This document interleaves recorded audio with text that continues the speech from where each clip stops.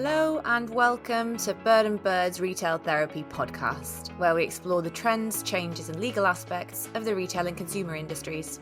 I'm Nicola Conway. I'm a lawyer who specialises in the retail industries, and I'm a consumer who specialises in shopping. And I'm Sana Malik. I'm a trainee solicitor also at Bird and Bird. In today's episode, we're going to discuss the fascinating intersection where beauty meets science and what that means for both retailers and consumers. We're also going to take a look at some of the legal implications of offering teledermatology services. That is, the triage, diagnosis, monitoring, or assessment of skin conditions without the patient or consumer being physically present via something like a mobile app. We're joined today by Pieter Erasmus, who is a senior associate in Bird and Bird's IP group in London. Pieter, would you like to kindly introduce yourself and a little bit about your practice? Yeah, sure. Thanks very much, both. As you've said, I'm part of a London IP group, specialising primarily in commercial and regulatory matters in the life sciences and healthcare industries. I also do quite a lot of general product compliance regulatory work. So this does not always relate to advising on pharma products or medical devices, but also so-called borderline products. That is, where the nature and intended use of a product might make it unclear if it's regulated as, for example, a cosmetic product or a medicine. We see so many fascinating examples of these, and we advise various clients on bringing products and services like these to market. In addition to regulatory and product compliance work across various sectors, my practice also includes commercial and transactional work, mainly in these life sciences and healthcare sectors. This includes drafting all sorts of commercial agreements unique to these sectors, as well as supporting corporate deals. I also do IP licensing and other deals in these industries, such as research and collaborations. And lastly, prior to moving to the UK and joining the firm over 4 years ago, I was based at a large firm in Johannesburg, doing pretty much the same thing for a number of years. Amazing. Thank you so much for joining us. And just first off, let's dive into what medical regulation or regulated in this context actually means. So let's perhaps take a step back here. It's fair to say that all products being placed on the market are regulated in some form or another. Some areas are more complex than others. For example, as you may imagine, pharma products are a little bit more complex than, say, teacups or greeting cards, but they're all regulated to some extent. It's important that all players in the supply chain of products understand which regulations apply to which products. It really does form the basis of how such products are brought to the market in the first place and ensures that such products are compliant. Regulations may dictate, for example, compositional or manufacturing requirements, how or if products may be promoted or marketed to the public, if any license or permit is required to handle them, and so forth. This applies equally to services. It's not just products. It also really depends on the location where the product or services are offered. And as you might imagine, each country may have different rules. So in some sectors, like the retail and consumer sector, and particularly in the beauty industry, there is often an overlap with medicine or healthcare.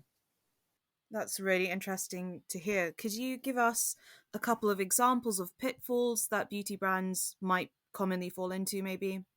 Yeah, sure. As a regulatory lawyer, I think one of the main pitfalls in this industry is coming to the wrong conclusion as to which regulatory regime actually applies to your product or service, especially in the case of borderline products, but also knowing the limits of the applicable regulatory regime. So here is an example of a potential borderline product or service. If a product, for example, is marketed as a cosmetic product, and also complies with all necessary cosmetic regulations, but say certain medical claims are made, or by its very nature it has a medicinal function and treats a medical condition, it's probably a medicine and should be regulated as a medicine and not a cosmetic product. So marketing a medicine as a cosmetic would also be non-compliant. There are many moving parts, and it's always an assessment based on the facts, but complying with the right regulations is fundamental. So our job is also to understand the ultimate intention of the product or service and make recommendations as to how manufacturers may ensure that the product or service stays within the territory of, for example, a cosmetic as opposed to a medicine. Each of these areas have vastly different requirements and cost implications. So Not only might a non-compliant product pose health and safety risks to the public, but this would likely attract enforcement action by relevant regulators, including recall and bad PR. The exact consequences, again, really depend on the specific applicable regulations and the factual circumstances. Maybe we can explore some questions, such as when does a piece of beauty tech, for example, an infrared face mask, become a medical device? When does a cosmetic treatment, like a skin peel, veer into the medical world?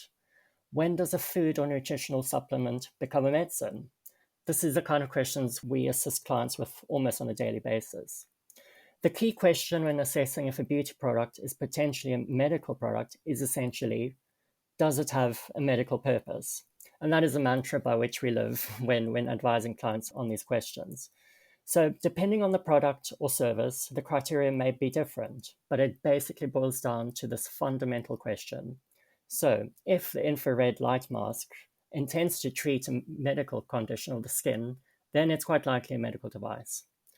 At the end of the day, it's really about knowing where the boundaries of regulations are and staying within those boundaries. I love that mantra. And apart from being careful about what you create and how you manufacture it, is it also true to say that once you've created a product, it really matters how you market it as well? So, for example, how much does it matter what claims you make about something when you're trying to sell it? Yes, absolutely. Sometimes the question of regulation really depends on the actual composition and underlying function of a product, but it's also sometimes how you market it. For example, if it's quite clearly a cosmetic product, but medical claims are made when marketing it, that's a red flag, and such claims must be avoided as it's not only potentially misleading, but if it actually does have a physiological effect and treats a medical condition, this could actually result in that product having to be registered as a medicine. However, on the flip side of that, downplaying something that's really a medicine but is manufactured in compliance with cosmetics regulations and marketed with only cosmetics claims, that's also a red flag. It really is a holistic assessment, which includes looking at how products are marketed to end users. Apart from the general consumer-facing regulations regarding misleading advertising claims, which you both are, of course, experts on, certain regulated products also have specific restrictions on how they may be marketed. On the one extreme, prescription-only medicines may not be advertised at all to the public, while on the other hand, there are specifically prescribed nutritional claims that may be made in respect of certain ingredients forming part of food supplements, and going beyond those would pose a real risk of non-compliance. This topic in particular is well timed because, Peter, we're currently working together on a piece of advice at the moment that covers how aesthetics and cosmetics clinics can, in some cases, market the service of giving Botox, but you can't promote, market, or advertise the actual Botox product because it's a prescription only medicine, or as we sometimes refer to it, a POM, prescription only medicine, POM. So it's a fascinating space to advise in. And it's amazing as well to see how and why these businesses are coming up with these marketing claims. Absolutely, Nicola. This really is a very topical point nowadays. The added nuance here is that while you, of course, can't advertise prescription-only medicine, being of the botulinum toxin product, clinics can advertise the service of providing a consultation to make the assessment if this is something for you. The Advertising Standards Authority have published guidance on this, which is available on their website. It's also further complicated by the fact that there are other cosmetic filler injectable products which are not prescription-only medicine, which can then be advertised to the general public. It's really very important to ensure that any marketing material doesn't make it unclear as to which of these are being advertised. And speaking of clinics, we've seen quite a lot of buzz around teledermatology services, which could be, for example, a platform where a customer can send a photo of their face or other areas affected by potential derma conditions. And with the assistance of AI, questionnaires, or otherwise, dermatologists are actually able to assess the potential condition and suggest or prescribe a skincare regimen that might include prescription-only medicines, like in addition to other cosmetic products. Peter, in your opinion, do these pose any regulatory risks in your view? Thanks, Sana. Yes, on a number of levels, actually. Firstly, the software and AI used to triage or even suggest a diagnosis to the treating dermatologist might itself be a medical device, and the developer of such software will need to have made the assessment whether or not such software has a medical purpose and is accordingly a medical device. If so, this entails compliance with the essential requirements set out in the medical devices regulations, including CE and UKCA marking, and so forth. In other words, the software itself may be subject to specific regulation, and it is again a holistic assessment against the legislation to reach a conclusion on the regulatory status of such software. And secondly, the provision of dermatology services itself may actually require specific registration with a relevant regulator. To the extent that there is a diagnosis or treatment of a medical condition, it's quite likely that such service amounts to a regulated activity for which, in the case of England at least, the Care Quality Commission, or CQC, approval must be sought for that healthcare provider prior to that service being offered. Thirdly, the individual healthcare professional or dermatologist or advanced nurse practitioner or other professional may be required to have certain licenses or permissions in place with a relevant professional body to perform these services. And lastly, it's really also interesting to see that in some cases we see virtual waiting rooms where, while the customer is waiting for the teledermatology session to begin and before the dermatologist joins the session, that certain advertisements may be made visible. It's again quite important to assess if those advertisements are permissible and don't, for example, advertise a prescription-only medicine, or that any claims made are done within the boundaries of the regulations and industry best practice. Wow, I haven't had that experience of being advertised to while I'm waiting to see my doctor. That's fascinating. Similar to teledermatology services, but a slightly more nuanced question. If a brand says that something will help you lose weight, whether that's a product or an online service or a clinical service, is that weight loss claim a medical claim or is that a cosmetic claim? Interesting one, Nicola. And this is an example of yet another really topical question we're seeing quite often. Really, once again, it really depends on the intended purpose of the product. And is it intended to treat a medical condition? So if it's a food supplement, the type of claims that you can make will anyway be heavily restricted. Whereas if it's a product that treats a medical condition such as obesity, then that's quite obviously a medicine, and medicinal claims may, in principle, be made. Although, that being said, these types of medicines are usually prescription only, which means that these medicines may not be advertised to the public in the first place. Although, if these prescription-only medicines are marketed to healthcare professionals, the content of claims are also quite restricted and must be aligned with a summary of product characteristics, or called SMPC, which is essentially a formal document describing the properties and officially approved conditions of use of a medicine. SMPCs form the basis of information for healthcare professionals on how to use the medicine safely and effectively. It can be super confusing for consumers as well. We also advise quite a bit on the rules surrounding what you can and cannot claim in your marketing messaging in relation to supplements. We see all the time these huge claims about what a supplement can do for you or change for you, whether it's your skin or your hair or your mood or even your libido. Increasingly nowadays, we're seeing a lot of claims around that, and the claims are just absolutely enormous. Yeah, absolutely. Like in the case of a food supplement, you really are quite restricted on what you can claim, and this is largely dependent on which specific claims have already been accepted and included in the relevant regulations. Nutrition is actually quite a technical area, and the fundamental principle is that you cannot claim or imply that food can treat, prevent, or even cure any disease or medical condition.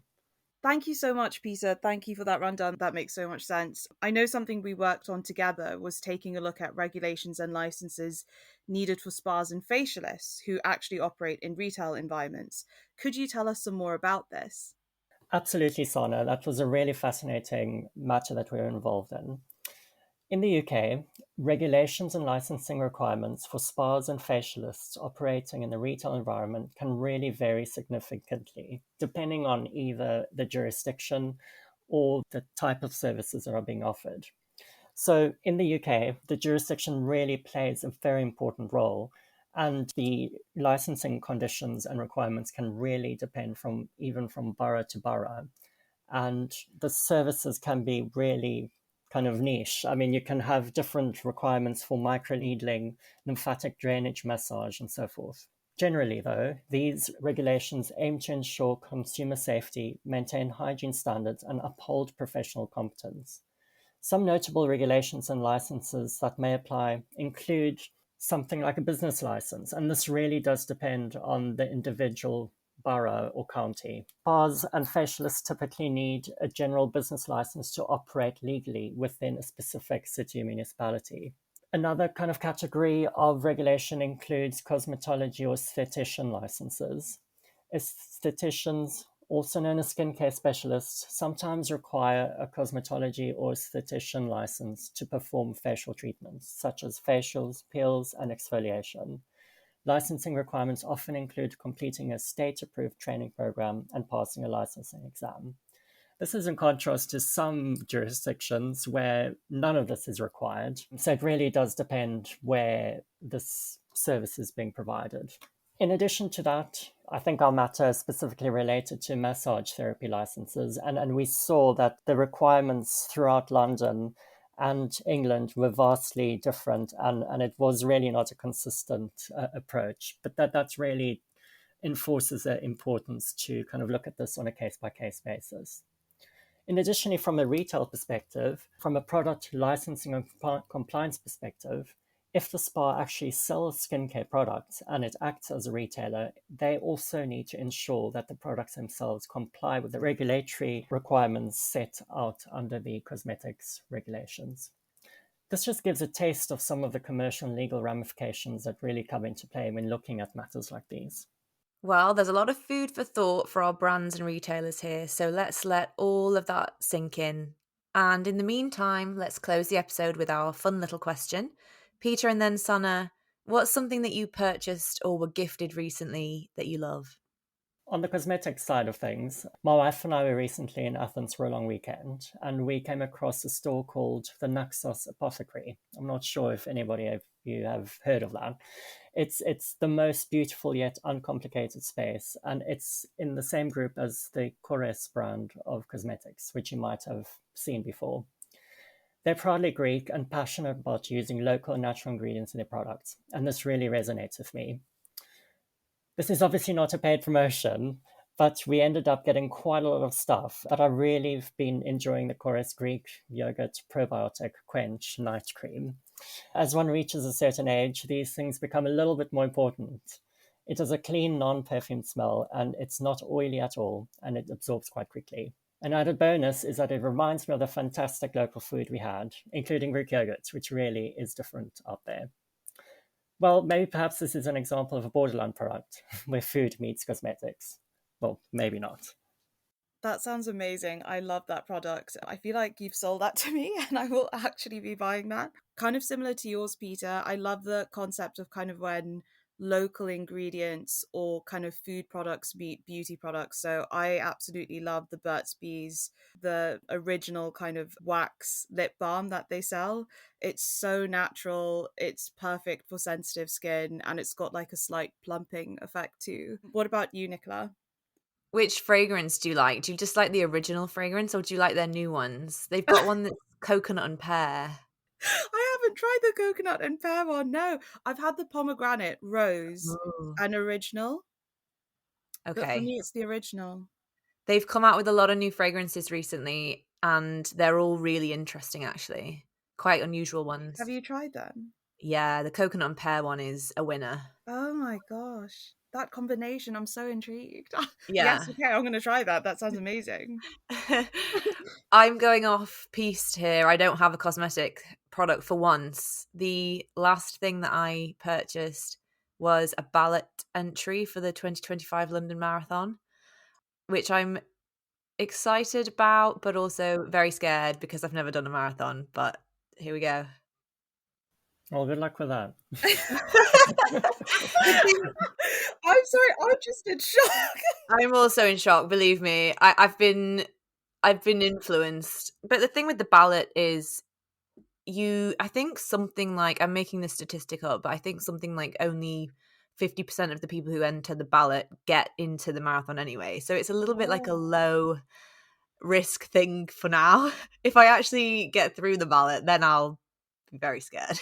Have you started training yet? No, not at all. Well, I think you've got a year now for that. Got a year. Yeah. Got a full year. All right, and that's the end of our episode. Thank you so much for joining us. If you'd like to join us for more retail and consumer discussions, don't forget to subscribe or follow wherever you usually listen to your podcasts so that you're notified when the next episode goes live. Bye for now.